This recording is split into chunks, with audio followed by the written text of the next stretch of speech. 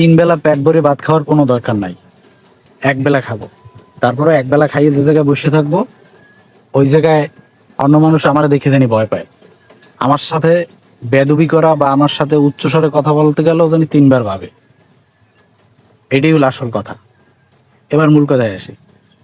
স্বাধীনতার 54 বছর চলমান। তো এই 54 বছরে অনেকটা লম্বা সময় পেয়েছি আমরা নিজেদের দেশকে শক্তিশালী করার জন্য। পাইছি না? অবশ্যই পাইছি। 54 বছর কিন্তু কম সময় না। তো এই 54 বছরে দেশের কি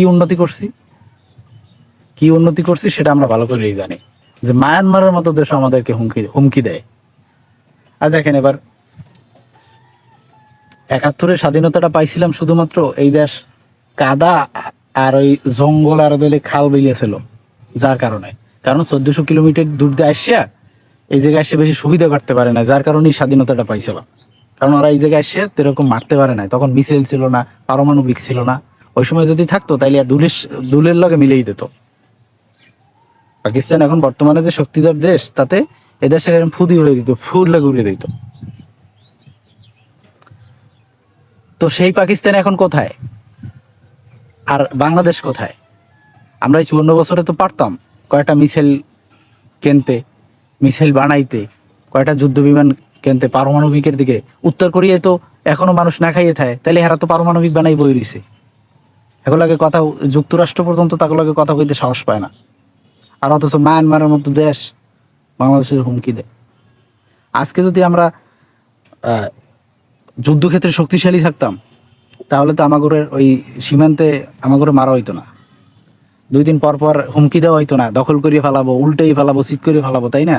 আমরা পাশের দেশ দিয়ে তো এরকম হুমকি শুনি প্রতিনিয়তই, যে উল্টেই ফেলাইবে, চিরিয়ে ফেলাইবে, হারিয়ে ফেলাইবে, একদিনের মধ্যে দখল করে লইবে।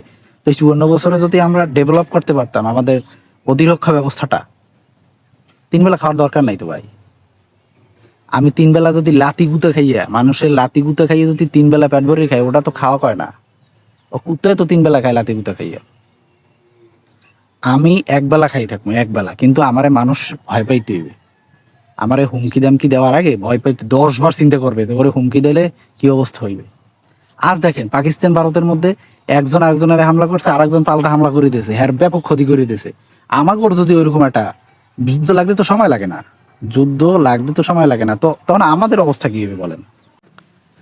আমাদের সাথে যদি যুদ্ধ লাগে তাহলে কি করবো আমরা? কি দিয়ে যুদ্ধ করবো কন?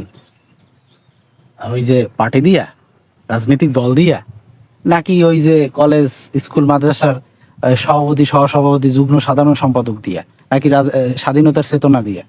কি দিয়ে যুদ্ধ করবো? স্বাধীনতার চেতনা দিয়া, না ওই সভাপতি সহসভাপতি লইয়া? বাজেটের, বাংলাদেশের যে পরিমাণ বাজেট হয় তার সিংহভাগ খরচ করা উচিত সশস্ত্র বাহিনীর তাদের উপরে, এবং ওই সেক্টরটাকে আরো ডেভেলপ করা দরকার। 3 বেলা খাওয়ার দরকার নাই। টানেল বানাই রাখছে, আরে টানেল না বানাই যদি আমরা 2টা মিসাইল কিনতাম, অ্যাটলিস্ট আমার ভয়তে কয়টা যুদ্ধ বিমান কিনতাম, তাই না? তাহলে তো আমাকে লাগে ভয় পাওয়ার, মানে কথা কইতে গেলে 10 বার চিনতে পারতে হইতে, যে উল্টাপাল্টা কি কই আবার কিনা মিসাইল মেরে দেয়। বুঝলেন না বিষয়টা তো এরকম অবস্থিত ছিল। হ্যাঁ, না করে আমরা কি করছি, ওই কমবে কিছু লাগে না লাগে ওই করে ধুই দিছি, এই সেই হানো টানো টাকা পয়সা জেমে জালে সব 9-6 করিডোরে একদম একটা নাস্তানি মেজাকার অবস্থা হয়ে গেছে। আর বিভিন্ন জায়গায় সভাপতি সহসভাপতি, জয়েন্ট সেক্রেটারি, কি যুগ্ম সাধারণ সম্পাদক, সহকারী সাধারণ সম্পাদক বানাই রাখছি। এদিকে কি করবেন? একদিকে কিচ্ছু করতে পারবে না।